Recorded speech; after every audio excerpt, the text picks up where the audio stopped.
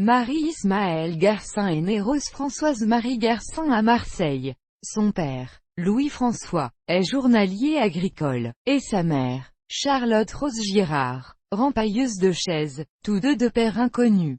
Louis accède ensuite à la petite bourgeoisie en devenant pédicure rue Saint-Féréol à Marseille. Marie reçoit, pour une jeune fille de son temps, une bonne éducation. Elle a des précepteurs à domicile, et ses parents peuvent l'envoyer vers 1876 à 1877 à Paris étudier le chant, pour lequel elle montre des dispositions. Son professeur sera Jean Vital-Jamme, artiste très connu à Marseille.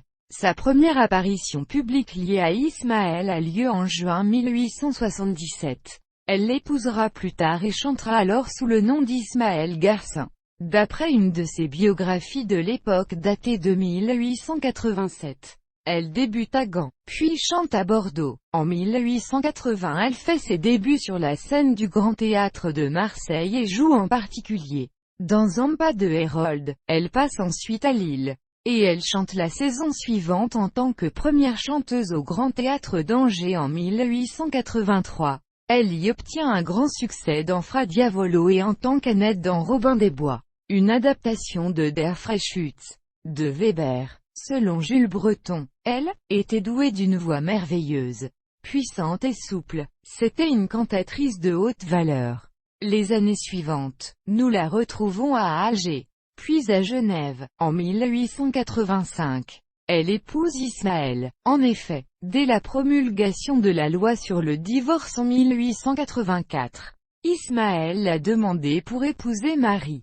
Il vivait, séparé de corps, de sa femme Alceste Guerriau depuis des années, au Cercle artistique de Marseille. Marie-Ismaël s'attire fin décembre 1885 une description de sa voix très louangeuse, reprise dans le Figaro. Sa voix souple, étoffée, d'une singulière étendue, franchit avec une égale valeur tous les degrés de l'échelle des soprani. Large, veloutée, fondante dans le cantabile, elle possède dans les exercices de légèreté une incomparable facilité de mécanisme. Ses variations de proche ont été un feu d'artifice où trille, groupetti, arpège, staccati, jaillissaient, pleuvaient, et s'épanouissaient en fusée, avec une justesse, un éclat, une netteté rare. En 1885 à 1886, Marie chante au théâtre du Capitole de Toulouse. Dans la troupe se trouve également Alceste Ismaël revenu cette année-là du théâtre de la Monnaie, à Bruxelles, un jour du printemps 1886. Marie et Alceste finissent par se retrouver sur scène ensemble, dans une même représentation de Faustet sous le même nom d'Ismaël. Alceste dans Marthe et Marie jouant Marguerite. Il s'ensuit un procès. Jean Vital-Jamme qui assistait à la représentation refusant qu'Alceste continue à porter son nom de scène après leur divorce. Mais Alceste gagne définitivement, devant le tribunal civil de Toulouse, le droit de se faire appeler Ismaël sur scène. À compter de ce jour, Marie joue sous le nom d'Ismaël Garcin. En 1886, Marie-Ismaël Garcin signe un nouveau contrat au Grand Théâtre de Marseille comme première chanteuse légère. Elle y paraît pendant la saison 1886 à 1887 comme Catherine Glover dans La jolie fille de Perse de Bizet et Ophélie dans Hamlet de Thomas. Entre autres rôles, nous la retrouvons à la saison 1888 à 1889 au Théâtre Gralin de Nantes. Selon Étienne Détrange, écrivant dans le théâtre à Nantes, Marie-Ismaël Garcin avait été une cantatrice très prometteuse. En particulier à Nantes, elle avait eu un grand succès en Dinora dans le Pardon de Plohermel de Meyerbeer. Les critiques de la Gazette artistique de Nantes sont très élogieuses en 1888 et la qualifient d'étoile du théâtre Gralin. Mais en 1889 sa voix était déjà sur le déclin. Après un échec dans le Roi X de Lalo en avril de cette année, elle se retire définitivement de la scène, apparemment pour un problème vocal.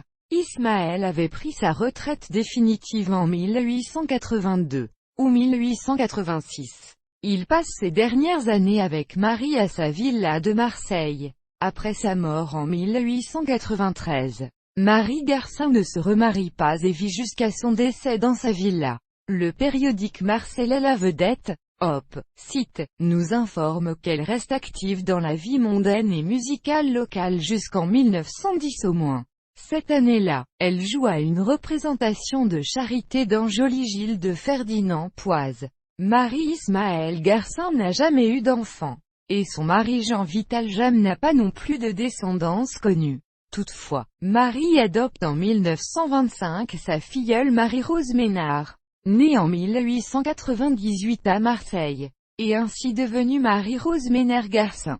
Marie-Ismaëlle Garcin décède à son domicile en 1946, et repose depuis avec son mari dans le caveau familial du cimetière Saint-Pierre à Marseille.